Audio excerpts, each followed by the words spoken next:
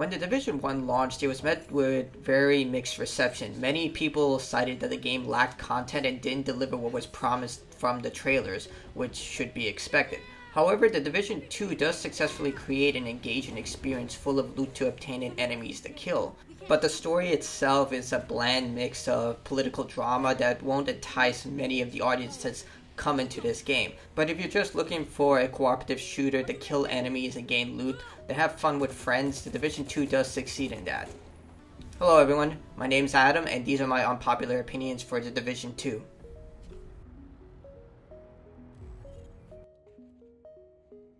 The Division 2 takes place in Washington, D.C. After the dollar flu has wiped out most of the United States, it's up to you to take back Washington, D.C. from three factions that have taken control of the entire area. The three factions include the Hyenas, which are a bunch of civilians who have taken up arms and are basically acting like bandits. The First Sons, which are a military group of well-trained soldiers who are acting like enforcers. And lastly, the Cleaners, which make a return from the Division 1, who seek to eradicate any traces of the plague by any means necessary, usually through fire-based weapons, meaning they will kill anyone if they suspect that they are carrying the dollar flu virus. For the most part, the dollar flu virus actually plays a backseat throughout the narrative. Most of the story is focused on you just killing off these leaders who control these various factions, and eventually leading up to your eventual takeover of Washington, D.C. and re-establishing the government. So the dollar flu is mostly not existent in the narrative. The game does attempt to give these groups a much more compelling lore and backstory by showcasing all the horrible things they've done, but many of us will immediately turn off of the story by the time the first hour passes. It's clear that the writing team did try to create this type of intense political drama as you slowly take over various parts of Washington, D.C. and loosen their control. But without complementary characters to actually make these narrative exciting, it eventually bleeds into nothingness. You just go from point A to point B, weaken their controls by taking over their bases and specific locations that they've taken over within Washington, D.C., before ending in a very underwhelming final boss battle against another generic elite enemy.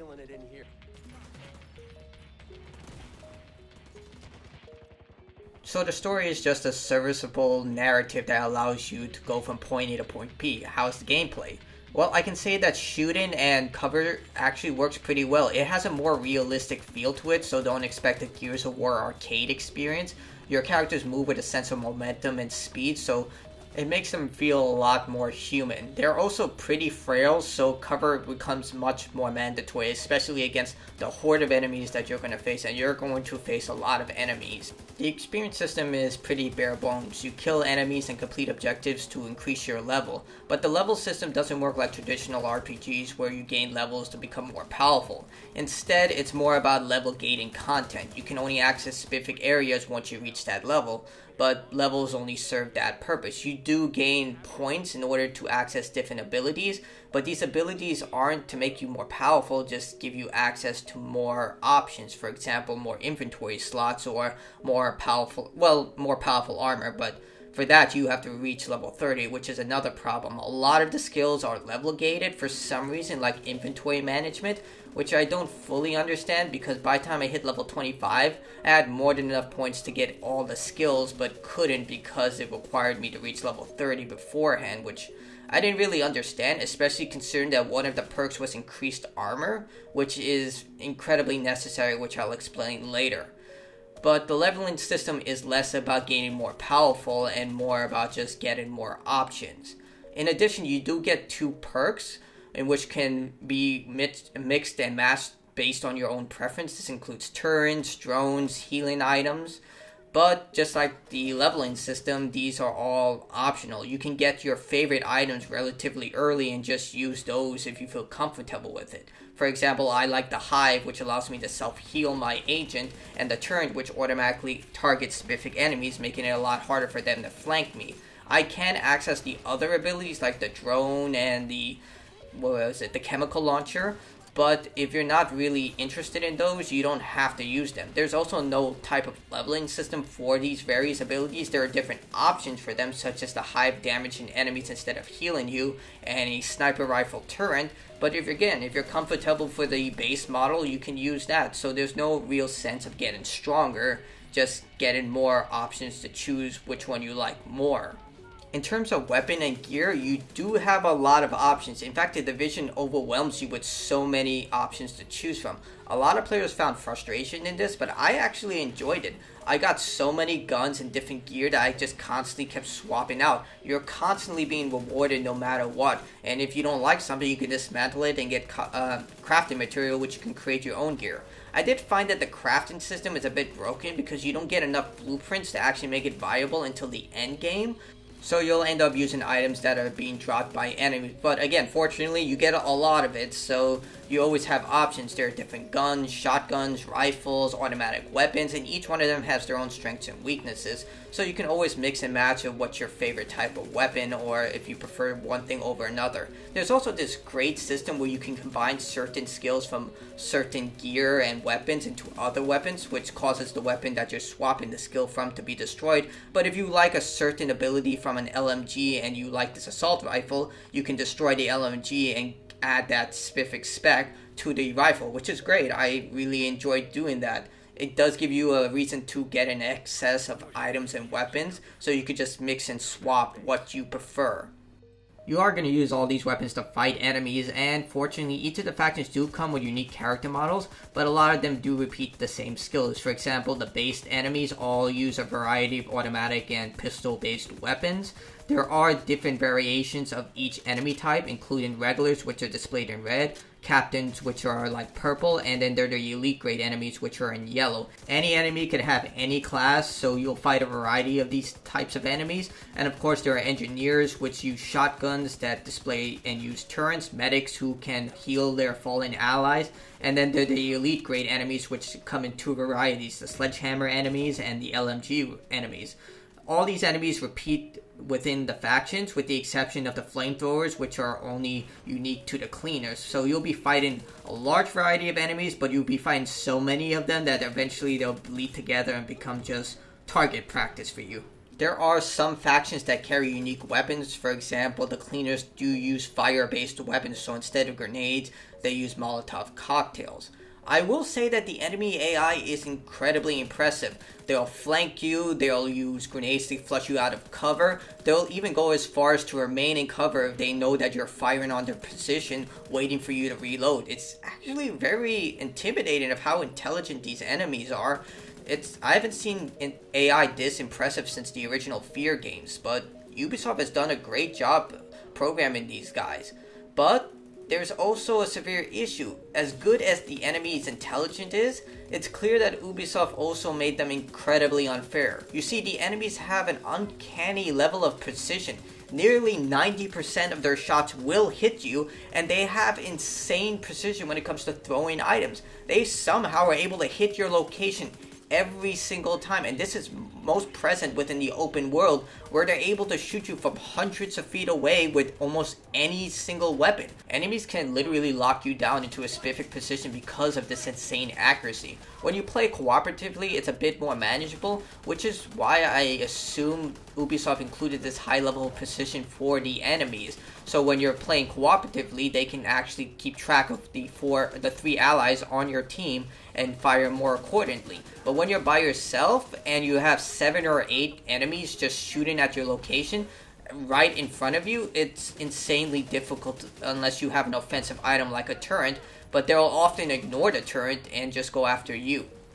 Another example of artificial difficulty comes from the way you fight enemies. Most of the objectives just have you fighting waves upon waves of enemies. In fact, it's incredibly common to fight 3, 4, even 5 waves of enemies before the boss enemy actually shows up.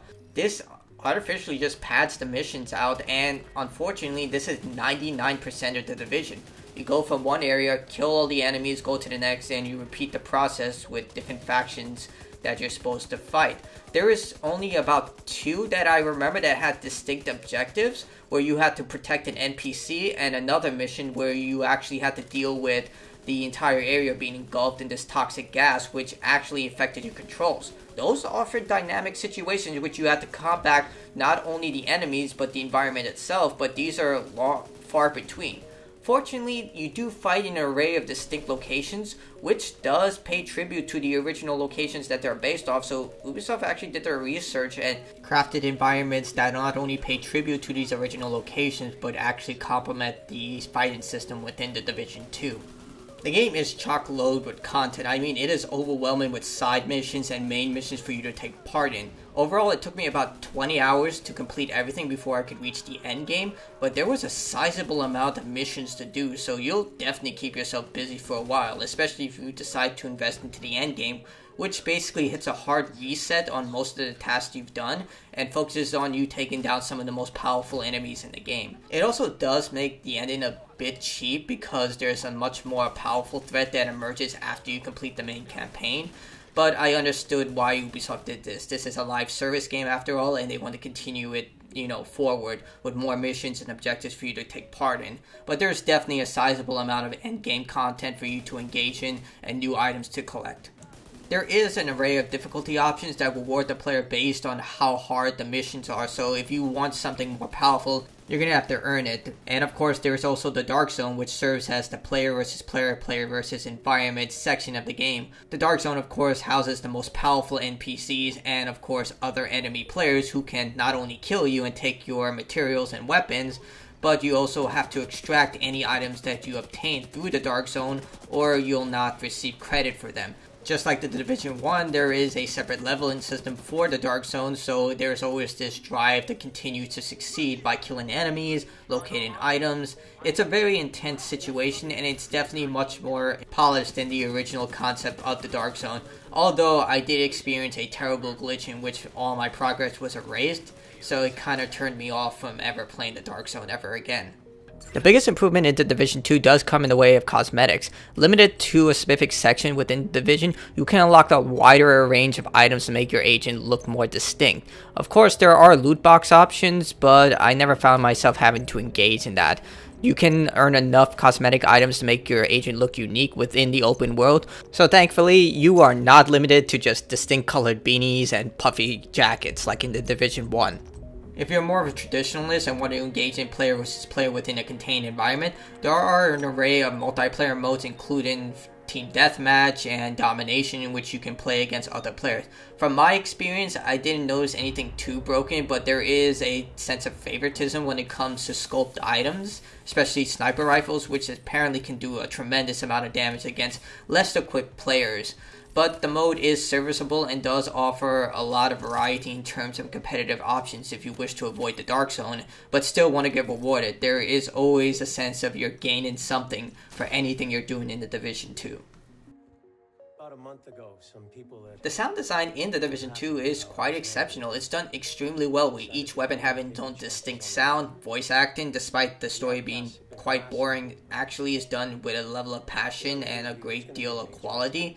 And of course, the graphics and everything about the game's look is fantastic. There's these beautiful cutscenes that littered throughout that have incredible character models and particles of dust littered away. I did play on the PC on Ultra settings, so perhaps that was the reason, but I was quite pleased of how well the game flowed in terms of graphical quality. The soundtrack is also really well done and keeps you engaged in combat. It's something that I quite enjoy. I always like a good combat soundtrack, and The Division 2 does an exceptional job with that. This is an open world game, so I expected technical problems, but there were a lot more than I expected. In one instance, my teammate actually fell through the floor, I got caught in the doors of certain environments, and there are a lot of other enemy technical problems that I encountered, like them floating up into the air. So it's not as polished as I would have expected, but nothing truly groundbreaking happened that it caused my game to crash. But there were so many problems that it was hard not to notice all the bizarre things that were happening. The Division 2 does successfully create an good looter-shooter concept. There are plenty of enemies to kill, loot to obtain, and a lot of difficulty options to choose from if you're continually engaged with the game. However, those seeking a deep narrative experience might want to check elsewhere. In addition, if you're planning to come into the Division 2 as a solo player, prepare for a lot of pain and frustration as the game is built for cooperative in mind. Even though the enemies are very intelligent, they will exercise any advantage they can, and it will feel incredibly cheap when they hit you from 100 feet away with a shotgun. The Division 2 essentially is the Division with more content and a lot more reason to continue playing, but that solely depends on how far the player is willing to commit to shooting the same enemies over and over again. It'll probably extend much longer if you have a lot of friends who are dedicated to the gameplay, but once you complete the main campaign, there's very little reason to go back unless you have a lot of people playing with you. She said you did your part. I won't forget it.